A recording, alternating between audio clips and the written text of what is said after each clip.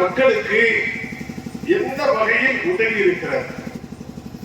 தமிழ்நாட்டு மக்களுடைய தேவைக்காக அவர்கள் எதை செய்து கொடுத்திருக்கிறார்கள்? எந்த ஜீவாதார உரிமைகளுக்காக திராவிட முன்னேற்ற கழகம் போராடி இருக்கிறது, வாதாடி இருக்கிறது, அல்லது பெற்றுக் கொடுத்திருக்கிறது? எண்ணிக்கை எதுவுமே கிடையாது, ஒன்றும் கிடையாது. அரசியலுக்காக சொல்லலை. புரட்சி தலைவர் எம்ஜிஆர் தான் சென்னைக்கு குடிநீர் கொண்டு வந்தார், தெலுங்கு கங்கை தண்ணீர் திட்டத்தை கொண்டு வந்தார். அதுல கருணாநிதி செய்த துரோகம் எப்பேற்பட்ட துரோகம் தெரியுமா? மிக மோசமான துரோகம். இந்திரா காந்தி அம்மையார் பிரதமர், ஜெகஜீவன் ராம் அவர்கள் அன்றைக்கு நீர்வளத்துறை அமைச்சர், அவரை கூப்பிடுறார். மகாராஷ்டிரா முதலமைச்சரையும் ஆந்திரா முதலமைச்சரையும் தமிழ்நாடு முதலமைச்சர் கருணாநிதி அவர்களையும் கூப்பிடுறார். வாங்க, உங்களுக்கு சென்னைக்கு குடிநீர் தெலுங்கு கங்கை தண்ணீரை கொடுப்பதற்கான வரையறை நாங்கள் பண்ணி தரோம் அப்படின்னு கூப்பிடுறார். கருணாநிதி என்ன சொன்னார் தெரியுமா? வேண்டவே வேண்டாம், எங்களுக்கு வேண்டாம், நான் வரலன்ட்ட, போகல. இது வரலாற்று உண்மை. யாராவது மறுக்கிறதா இருந்தா சொல்லுங்க, ஒரே மேடையில் பேசுவோம். இல்ல, வர முடியாது. ஏன் சொன்னாரு? வீராணத்திலிருந்து தண்ணியை சென்னைக்கு கொண்டு போயிடலாம், அதனால ஆந்திராவில இருந்து கொண்டு வர வேண்டியில்லை அப்படின்னு அவர் முடிவு எடுத்தார். வீராணத்திலிருந்து அவரால் தண்ணி கொண்டு போக முடியுதா? பணம் தான் செலவாச்சு. அந்த வீராண திட்டத்தை பத்தி சொல்லணும்னா அதுக்கு ஒரு மணி நேரம் கதை இருக்கு. அதெல்லாம் தாங்க மாட்டீங்க, நீங்களும் தாங்க மாட்டீங்க, அதுக்கான நேரமும் இல்லை. பயங்கரமான ஊழல் அந்த வீராண திட்டத்தை கருணாநிதி அவர்கள் எடுத்துக்கொண்டதுல பயங்கர ஊழல். ஒன்னே ஒண்ணு மட்டும் சொல்றேன். அதாவது 10 கோடிக்கு மேல் ஒரு அரசு, தமிழ்நாடு அரசு ஒரு டெண்டர் விடுகிறது என்று சொன்னால் உலகளாவிய டெண்டர் விட வேண்டும் என்று பெருந்தலைவர் காமராஜர் அதற்கான ஒரு அரசு ஆணை பிறப்பித்தார். அந்த அரசு ஆணைக்கு பெயர் அரசாணை 2ன்னு பேர். இவர் என்ன பண்றாரு கேட்டீங்கன்னா, தன்னிச்சைக்கு இவர் விருப்பப்பட்ட புருஷோத்தமன் இடத்துல அந்த டெண்டரை கொடுக்கணுங்கிறதுக்காக 3வது நிலையில இருந்தவனை முதல் நிலைக்கு கொண்டு வந்து கொடுக்க வேண்டும் என்பதற்காக அந்த அரசாணை 2ஐ வெளியே சொல்லாமல் ரத்து செய்தவர் கருணாநிதி. ஊழல் எங்க ஆரம்பிக்கிறது பார்த்தீங்கன்னா, அதை பத்தி சொல்லணும்னா நிறைய இருக்குங்க. டெண்டர் விட்டுருக்க, டெண்டர்ல வேலையை ஆரம்பிப்பதற்கு முன்பாகவே 75% முன்பணம் அட்வான்ஸ் கொடுத்தார் கருணாநிதி. வேலையை ஆரம்பிக்கிறதுக்கு முன்னாடியே அவனுக்கு குழாயே செய்ய தெரியல, பொருத்தவும் முடியல. பொருத்தம் தண்ணி வரல, காத்து வரல, ஒன்னும் வரல. அவன் செஞ்ச கருணாநிதி அவர்கள் வீராணத்துல டெண்டர் போட்டு அந்த போட்ட பெரிய குழாயில வடலூர் பக்கத்துல எல்லாம், பண்ருட்டி பக்கத்துல எல்லாம் ஏழா கோழிகள் 2 பக்கமும் கூரையை வச்சு அடைச்சுட்டு எல்லாம் புள்ள வந்துட்டு வந்தோம். இதான் வீராண குழாயில கருணாநிதி செஞ்ச சாப்பாடு.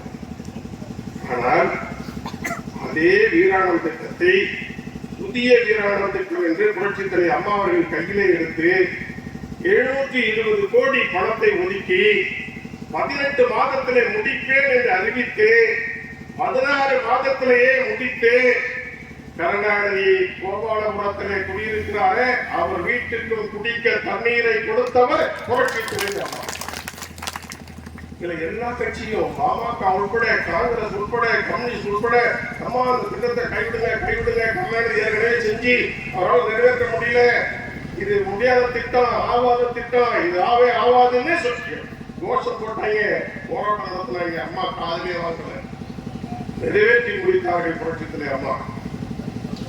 இந்த திமுகவுடைய நிலைமை என்ன பாத்தீங்களா? அதே மாதிரிதான் சென்னை குடிநீருக்கு எம்ஜிஆர் முதலமைச்சரானதற்கு பின்னால் இவர் இந்திரா காந்தி அம்மையாரோடு பேசி, ஜெகதீப் ராம் அவரோடு பேசி, என்.டி. ராமராவ் அவரோடு பேசி ஒரு ஒப்பந்தத்தை ஏற்படுத்தி தெலுங்கு கங்கை தண்ணீரையும் சென்னைக்கு கொண்டு வந்து சேர்த்தவர் புரட்சி தலைவர் எம்ஜிஆர். இதில் திமுக நிலைப்பாடு என்ன? ஏமாற்றியதுதான். அரசு பணத்தை வீராணத்திலே விரயமாக்கியதுதான் திமுக. செஞ்சது யார்? அண்ணா திமுக, புரட்சி தலைவர், புரட்சி தலைவர் அம்மா. அது மட்டும் இல்லைங்க, காவிரியில காவிரியில நமக்கு பங்கே கிடையாது, சொட்டு தண்ணி தரமாட்டோம். கர்நாடகத்துக்காரனுடைய வீர வசனம் அதுதான். பல முறை பேசி பார்த்தாச்சு. கருணாநிதியுடைய கருத்து என்னன்னு கேட்டீங்கன்னா, பேசணும் பேசணும் பேசணுங்கிறது தான். ஆனா ஆட்சி மாற்றம் ஏற்பட்டு புரட்சி தலைவர் வந்ததுக்கு பின்னால் புரட்சி தலைவரா இல்ல, நீதிமன்றம் ஒன்றேதான் தீர்வு என்று உச்ச நீதிமன்றத்திற்கு போனவர் புரட்சி தலைவர் விஜயானந்த். இதுதாங்க யதார்த்தம். இதுல கூட திமுக மேடை போய் சொல்றான், சட்டமன்றத்திலேயே போய் சொல்றாங்க. என்னன்னு கேட்டீங்கன்னா, காவிரியில் உரிமையை பெற்றுத் தருவதற்கு அன்றைக்கு விபி சிங் தான் இங்க குழு அமைச்சாரு என்று போய் சொல்றான், ஆணையம் அமைத்தார் என்று சொல்றான். அது உண்மை என்ன தெரியுமா? புரட்சி தலைவர் எம்ஜிஆர் போட்ட வழக்குல அப்போ நீதிபதி பேர் ஜெகநாத் மிஸ்ரா என்ற நீதிபதி என்ன சொல்றாரு கேட்டீங்கன்னா, ஏயா நிகழ்கால கிள்ள வேண்டிய மேட்டரை கோடாடி போட்டு வெட்டணும்னு நினைக்கிறீங்களா? எதுக்கு நீ ஆணை அமைக்கிறியா இல்ல நான் அமைக்கட்டுமா அப்படின்னு கேட்டிருக்கோம். அதுக்கப்புறம் தான் விபி சிங் அமைச்சார்.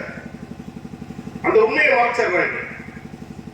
அதுக்கு பிறகு ஆளுங்கட்சியாக இருந்தாலும் சரி அல்லது எதிர்கட்சியாக இருந்தாலும் சரி தொடர்ந்து சட்ட போராட்டம் நடத்தி காவிரியில 177.25 டிஎம்சி தண்ணி உண்டு என்கிற உரிமையை பெற்றுக் கொடுத்ததும் அதிமுக தான், திமுக இல்லை.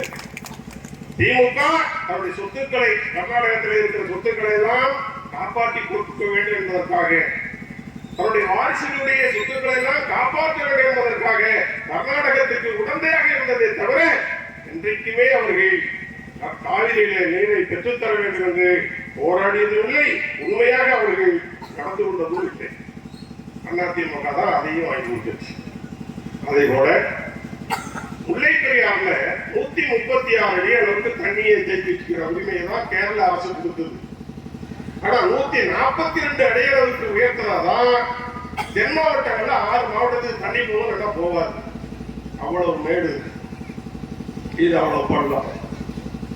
136 மேல உயர்த்தக்கூடாதுன்னு அதற்கும் புரட்சி தலைவர் அம்மா அவர்கள் உச்ச நீதிமன்றத்தில் வழக்கு போட்டு அந்த வழக்கில் வெற்றி பெற்று அந்த வழக்கின் மூலமாக 142 அடி அளவுக்கு தண்ணீரை தேவைக்கிற உரிமையை பெற்றுக் கொடுத்ததும் புரட்சி தலைவர் அம்மா தான், அதிமுக தான்.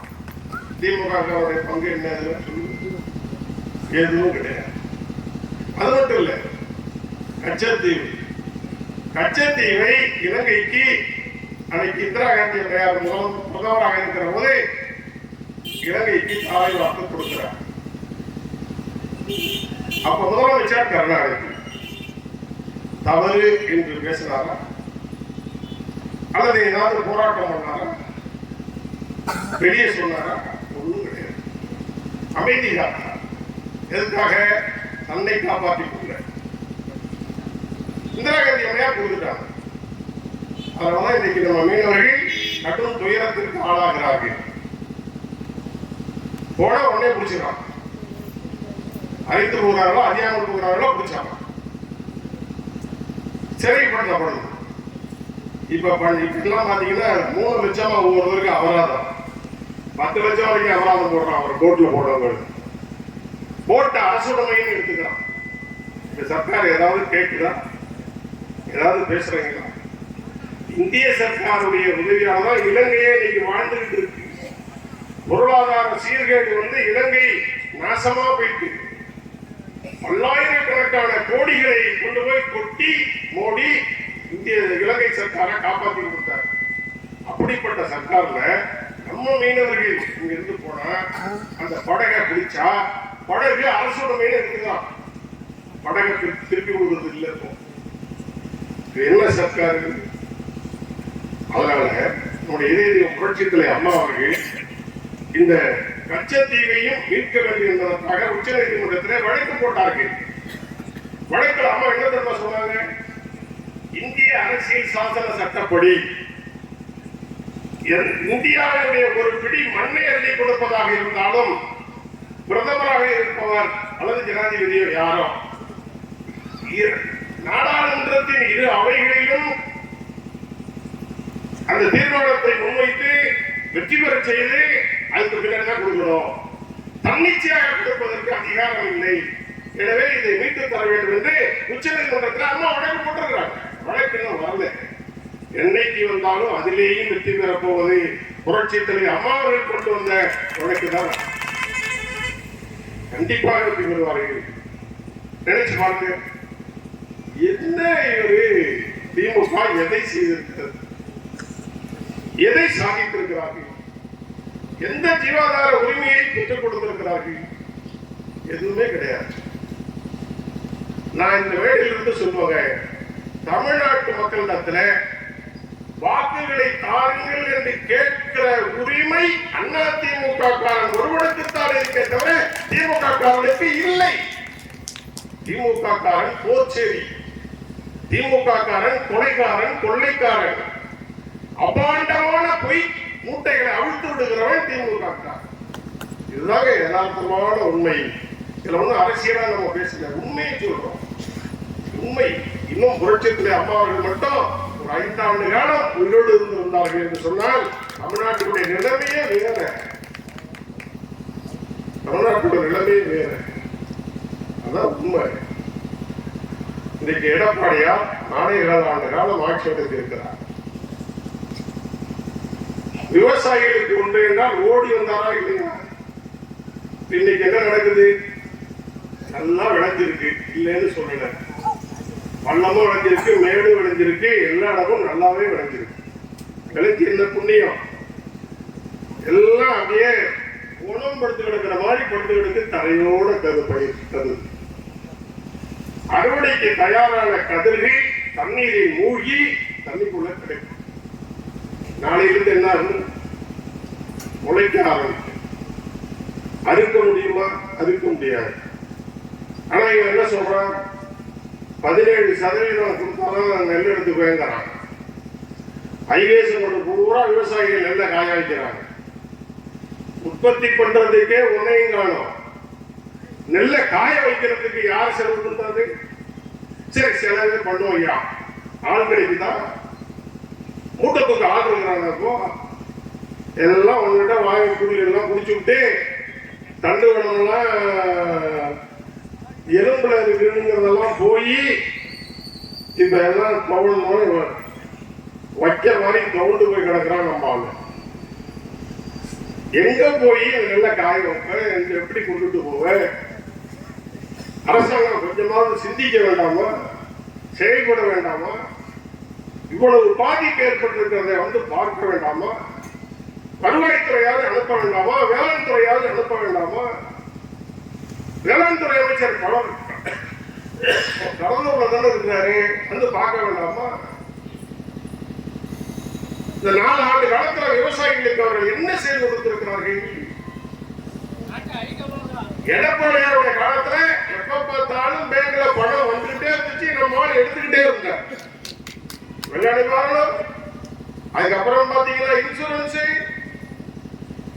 அதுக்கப்புறம் பாத்தீங்கன்னா தள்ளுபடி, வரிசையே வந்துகிட்டே இருந்துச்சு. இது ஒண்ணும் கிடையாது, எல்லாம் பட்டணம் தான். ஆனா எதுக்காக நீங்க ஓட்டு போடுறீங்கன்னா எனக்கு ஒண்ணும் புரியல. 12,110 கோடி கடனை தள்ளுபடி பண்ணி கொடுக்கிறாரு எடப்பாடியா. ஒரே நேரத்துல கடனை தள்ளுபடி பண்ணிட்டேன்னு சொல்லி லெட்டர் கொடுத்துட்டார். இல்லைன்னு யாரும் மறுக்க முடியாது. ஓட்டு போட்டாங்களா விவசாயிகள்? ஓட்ட காணும். நாகப்பட்டினம் மாவட்டத்தில் நான் ஒருத்தன் தான் ஜெயிக்கிறேன். திருவாரூர்ல காமராஜ் மட்டும் தான் ஜெயிக்கிறேன். தஞ்சாவூர்ல அன்னைக்கு வைத்திலிங்கம் மட்டும் தான் ஜெயிக்கிறேன். ஓட்ட காணுமே. பொதுவுடைமை கட்சி நண்பர்களை இப்ப பேசுறது நியாயமா எனக்கு தெரியல. ஏன்னா இப்பதான் பாலகண்டாயிரம் பாலகிருஷ்ணன் முன்னாள் பொதுச் செயலாளர் பாலகிருஷ்ணன் சொல்லியிருக்கிறார், எழுதப்படாத அறிவிக்கப்படாத அவசர நிலை பிரகடனம் தமிழ்நாட்டில் நடக்குதுன்றார். அந்த வார்த்தையை சொன்னோடனே தாங்க முடியல. அதுக்கு சேகர் பாபு சொல்றாரு பாருங்க, பாலகிருஷ்ணனுடைய தேவை என்ன என்பதை அறிந்து அவருக்கு திருப்திப்படுத்துவோங்கிறார். இந்த வார்த்தையோட அர்த்தம் உங்களுக்கு புரியுதா? புரியுதா இல்ல? புரியுதா இல்லையா? அப்படின்ற இந்த வலது கமிஷன் ஒன்று இருக்கு பாருங்க, அது வந்து ஆயுளுக்கான அடமானம். திமுகவோட எந்த காலத்திலையும் அந்த நிபந்தனைகள் அல்ல, எந்த காலத்திலும் திமுக ஆட்சியை வாய் திறந்து பேச மாட்டோம், வாழ்த்தித்தான் பேசுவதை தவிர எந்த குறை வந்தாலும் அதை நாங்கள் சுட்டி காட்ட மாட்டோம், நீங்கள் நம்பலாம்னு சொல்லி ஆயுள் கால அடமானம் வைத்து விட்டார்கள் இந்திய கம்யூனிஸ்ட் கட்சி, வலது கம்யூனிஸ்ட். இதான் இன்னைக்கு கம்யூனிஸ்ட் சொல்றதுக்கு வந்தேன். விடுதலை சிறுத்தைகள் தலைவர் பிரபாகரன் இருக்கிறார். நாடாளுமன்றத்தில் எனக்குலாம் ரொம்ப நண்பர். திருமாவளவன் அவர் பாத்தீங்கன்னா ஐயா சொல்லவே வேண்டாம், பேசவே வேண்டாம். எதுக்காக தான் இப்படி தலை குனிந்து கையை கட்டி இடுப்புல துணியை கட்டி செருப்பை கட்டி அங்க வச்சு விட்டு நிலை குறைந்து நிற்கிறாங்களா எனக்கு தெரியல, என்ன தெரியல. இது நியாயமே இல்லை.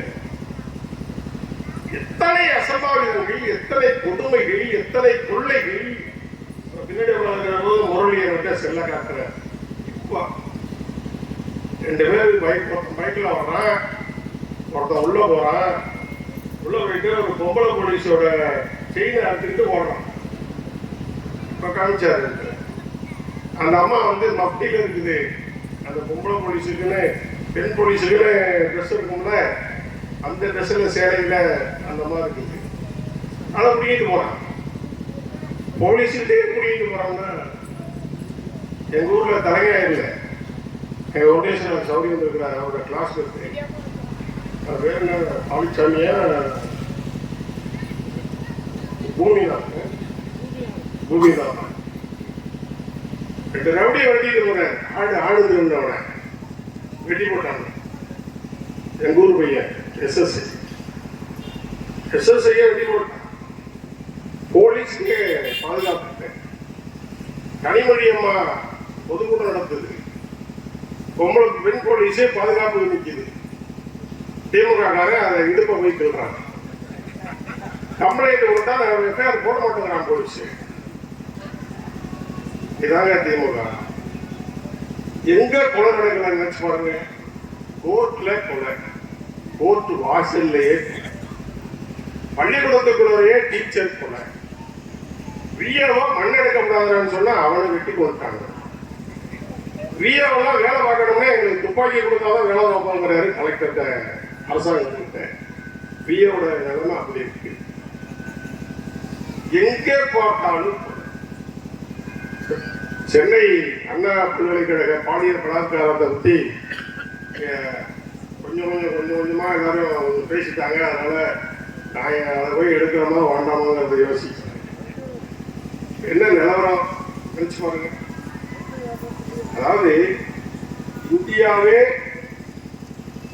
அண்ணா பல்கலைக்கழகம், சென்னையில் இருக்கிற அண்ணா பல்கலைக்கழகத்தை பார்த்து வியந்து பார்க்கிற பல்கலைக்கழகம், மிகச்சிறந்த பல்கலைக்கழகம்.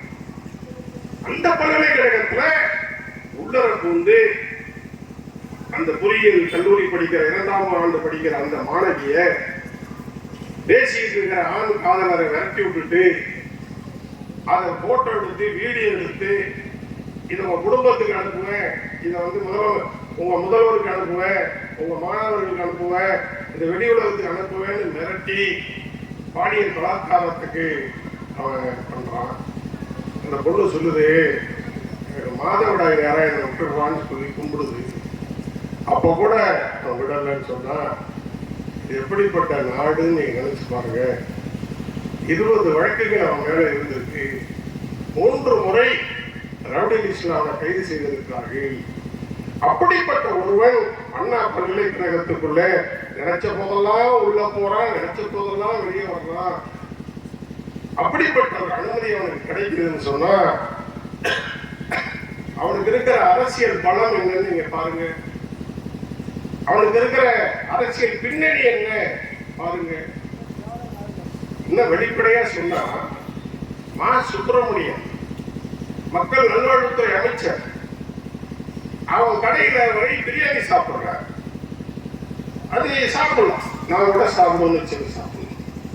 அவர் பக்கத்துல அவர் அந்த உடற்பயிற்சிக்கு போறார்.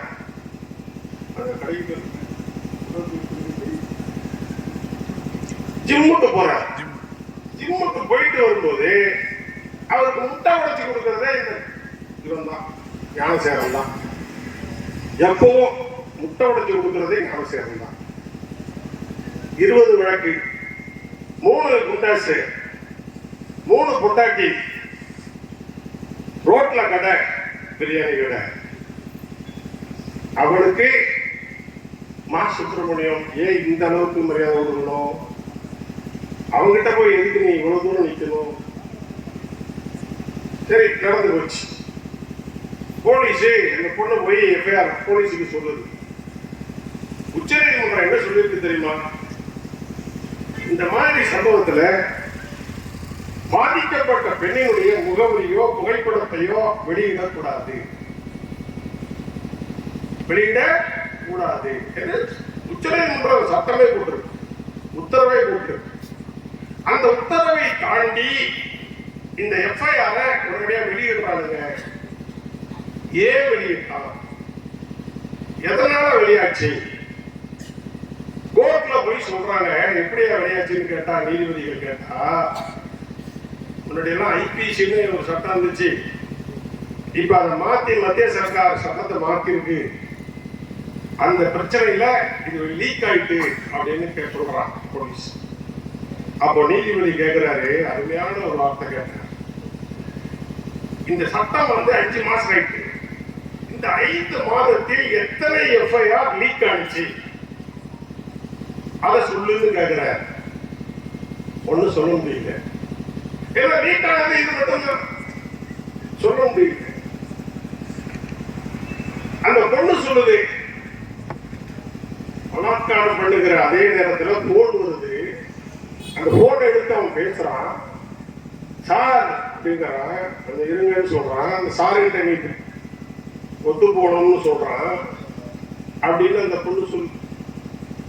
அதுவும் போலீஸ் சொல்லி இப்பயும் விசாரணைகள் சொல்லு. ஒரு போன்ல அந்த சார் யாருன்னு கண்டுபிடிக்க ஒரு ஏட்டையாவுக்கு 10 நிமிஷம் போகும்.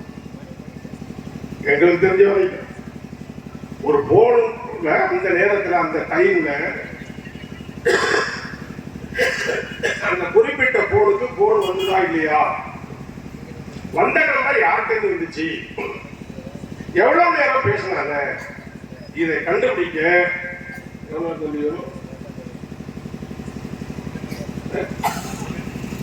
நேரம் வேணும்? 1 நிமிஷம். நான் கூட 5 நிமிஷம் சொல்றாரு, 1 நிமிஷம். ஒரு ஏட்டையா கண்டுபிடிக்கிற விஷயம் என்னங்கடா 15 நாளா யார் இந்த சார், யார் இந்த சார், யார் இந்த சார்னு நாடே கேக்குது. யாரையாவது சார்னு கேட்டா நீங்க சாருவா சொல்லாதீங்கன்னு ஊரங்கிறவனா சொல்லக்கூடிய நிலைமை வந்துட்டு, இப்படிப்பட்ட நிலைமையில இன்னை வரைக்கும் யாருன்னு சொல்ல யார் அந்த சார்னு. அந்த சார் என்னன்னாவது சொல்லட்டும், சொல்ல மாட்டேங்கிறான். யாருனாலும் சொல்லட்டும், அதுவும் சொல்ல மாட்டேங்கிறான். நான் கேட்கிறேன், முதலமைச்சர் அவர்களே, உங்களுக்கு ஏதாவது தாய் பாசம், பெண் பாசம், நீங்களும் மனைவியோடு வாழ்ந்து கொண்டிருக்கிற கணவனாக இருக்கிறீங்க, உங்களுக்கும் பொண்ணு வந்திருக்கு, உங்களுக்கும் மருமகள் இருக்கிறாங்க, உங்களுக்கும் வாரிசுகள் இருக்கு, பெண் வாரிசுகள் இருக்கு, இதெல்லாம் இருக்குதா இல்லையா? நீங்க என்னதான் நினைச்சிட்டு இருக்கிறீங்க? நான் கேட்கறது என்னன்னா, உண்டுன்னு சொல்லு, இல்ல இல்லன்னு சொல்லு.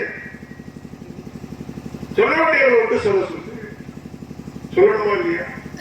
City police commissioner Arun IPS எவ்வளவு அவசரம், எவ்வளவு அவசரங்க. அவர் கேட்டால், நிருபர்கள் கேட்டால் என்ன சொல்லணும்?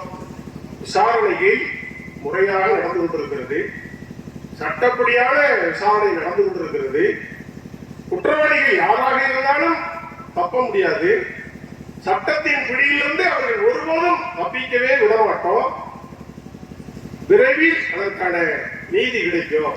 இதுதானங்க சொல்லலாம், இதுதான் சொல்லணும், இதுதான் சொல்ல முடியும் யாரா இருந்தாலும். அவர் என்ன சொல்றாரு தெரியுமா? ஒருத்தன் தாங்க வந்தது, அந்த யாருங்கிறதெல்லாம் இல்லைங்க, அவர் போன் வந்து பிளைட் மோட்ல இருந்துச்சுங்க, அதெல்லாம் இல்லைங்க, யாரும் கிடையாதுங்க, இதெல்லாம் இவரை யாரு சொல்ல. அப்போ உயர்ந்த உச்சபட்ச பதவியில் இருக்கக்கூடிய போலீஸ் அதிகாரி ஒருவர் தான் என்று சொல்லிவிட்டால், கீழே இருக்கிற போலீஸ் அதிகாரி அவரை மீறி யாராவது எழுதுவானா, யாராவது விசாரிப்பானா, யாராவது உண்மையை சொல்லுவானா? இது பச்சை மொழி கூட தெரியாதா? இது எவ்வளவு தமிழ்நாட்டு மக்களை முட்டாள்கள் என்று எண்ணி அவர்கள் பேசுகிறார். சட்டமன்றத்தை சொல்ற பாருங்க, ரகுபதியே சொல்ற, கட்சிக்காரனே இல்லை அவரு அப்படின்ற, கட்சிக்காரன் இல்லை. எத்தனை போஸ்டர் நான் தரட்டுமா? அவன் பேர் இருக்கிற நோட்டீஸு, அவன் படம் இருக்கிற நோட்டீஸு, அவன் போட்ட நோட்டீஸு, அவன் வட்டத்திராளர் போட்ட நோட்டீஸு, எத்தனை இருக்கு அவன் பேரு, எத்தனை இருக்கு அவன் படம். கட்சிக்காரனே இல்லைன்னு அப்படியே ஒரு பொய் சொல்றாங்க. சொன்னாதான் உனக்கு பதவி கிடைக்கும்னு சொல்றியா நீ? இப்படி எல்லாம் பேசலாமா? துரைமுருகன் 86 வயது, ஊடு போகும்போது சுடுகாடு வாங்குது. இந்த வயசுல அவர் விசாரிப்பாங்க, அவங்க ஒரு பிரியாணி கிடக்காங்க, அத்தனை மேட்டரை போய் பேசுறீங்க அப்படின்ற. எவ்வளவு நட்பு, எவ்வளவு அலட்சியம் நினைச்சு பாருங்க. ஒரு விஷயத்தை நீங்க பார்க்கணும். இந்த வழக்குல 3 IPS அதிகாரிகள் கொண்ட ஒரு 7 பேரோ 9 பேரோ கொண்ட ஒரு கமிட்டி போட்டிருக்காங்க, விசாரணை பண்ணிட்டு இருக்கிறதா சொல்றாங்க. அது தீர்ப்பு வரட்டும், பொறுமையா இருக்கும். எடப்பாடியார் சொல்லிட்டார், இந்த பாதிக்கப்பட்ட பெண்ணுக்கு சரியான நீதி கிடைக்கிற வரை அனைத்து இந்திய அண்ணா திராவிட முன்னேற்ற கழகம் ஓயாது தொடர்ந்து போராட்டம் நடத்துவோம் என்று எடப்பாடியார் அறிவிச்சிருக்கிறார். இதுக்கு போராட்டத்துக்கு ஆர்ப்பாட்டத்துக்கு போராட்டம்னா என்ன? ஆர்ப்பாட்டம் என்ன? போக போறோம், 10 நிமிஷம் பேச போறோம், போகிறோம். இதுக்கு போலீஸ் நோட்டீஸ் கொடுக்குது, இது நடத்துவதற்கு அனுமதி இல்லை அப்படின்னு நோட்டீஸ் கொடுக்குது. எல்லாரையும் முடிச்சு கொண்டு போய் உட்கார வைக்குது. ராத்திரி 8 மணி வரைக்கும் உட்கார வச்சுட்டு அனுப்புது. என்ன இப்ப நாங்க கேட்டுவிட்டோம்? என்னையா கேட்டுட்டோம்? நாட்டில் நடந்ததானே சொல்லிட்டு இருக்கோம். இதுக்கு நியாயம் கேட்கணும் அப்படிங்கிறது எதிர்கட்சியோட கடமை இல்லையா? இதுக்கு கூட அனுமதி இல்லை எங்க பார்த்தாலும். ஆனா அவனுங்க மட்டும் போராட்டம் பண்ணுவாங்களா? அவன் சட்டமன்றத்தை கேட்டா சொல்றாரு, அவன் அனுமதி கேட்டாங்க, கொடுத்துட்டோம் அப்படிங்கிறார். நாங்களும் தான் அனுமதி கேட்டோம், நம்முடைய எட்டையா இல்லைன்ட்டாரு. அவர் கேட்டோம்னா அந்த எட்டையா கொடுக்குறாரு ஆளுங்கட்சின்னு. என்ன சர்வாதிகாரம், என்ன ஜனநாயகம் நாட்டில் நினைச்சு பாருங்க. ஒரே ஒரு விஷயத்தை மட்டும் சொல்லி முடிக்கிறேன். சென்னையில ஒரு 10 வயது பொம்பளை பாதிக்கப்பட்ட பாலியல் பலாத்காரம். அந்த பாலியல் பலாத்காரம் அதில் பாதிக்கப்பட்டதுனால அந்த தாய் தகப்பன் போய் பெட்டிஷன் கொடுக்குறாங்க. அந்த பெட்டிஷன் கொடுத்த தாய் தகப்பனே போலீஸ் வந்து விரட்டுது. இந்த செய்தி நீதிபதிகளுக்கு தெரிந்து உயர்நீதிமன்ற நீதிபதிகள் தாமாக முன் வந்து இந்த வழக்கை தமிழ்நாடு போலீஸ் விசாரிச்சா உண்மை வராது, அதனால CBI விசாரிக்கட்டும் சொல்லி அவங்க உத்தரவு போட்டாங்க.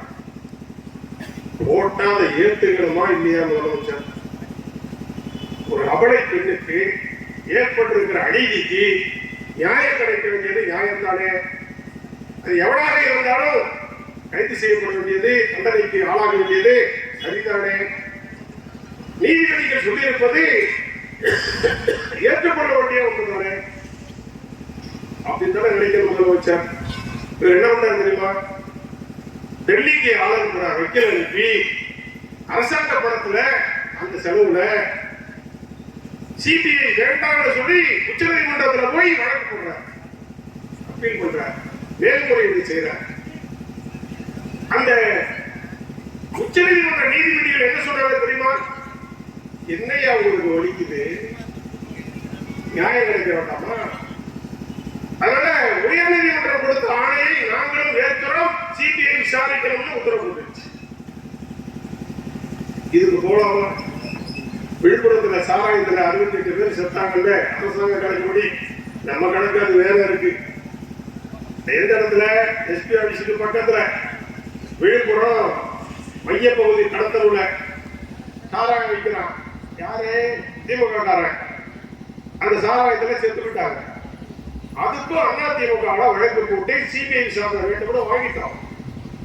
அதுக்கும் இந்த ஸ்டாலின் அரசு சிபிஐ வேண்டாம், சிபிஐ ரத்து பண்ணுங்கன்னு சொல்லி உச்சநீதிமன்றத்தில் போய் மேல்முறையீடு செய்து உச்சநீதிமன்ற நீதிபதிகள் முடியவே முடியாது, சிபிஐ தான் விசாரிக்கும், போய் வேலையை பாரு. இது ஒரு மாநில பிரச்சனை இல்ல, 4 மாநிலங்கள் சம்பந்தப்பட்டிருக்கிற பிரச்சனையா இருக்கு. அதனால சிபிஐ கொடுத்தது சரிதான் என்று உச்சநீதிமன்றம் அனுப்பிச்சிருச்சு. அதுக்கு பிறகு வாயை போட்டிக்கிட்டு எங்க ஓட்டருக்கு எல்லாத்தையும் போட்டிக்கிட்டு வந்துட்டாங்க. இதாங்க தமிழ்நாடு சர்க்கார்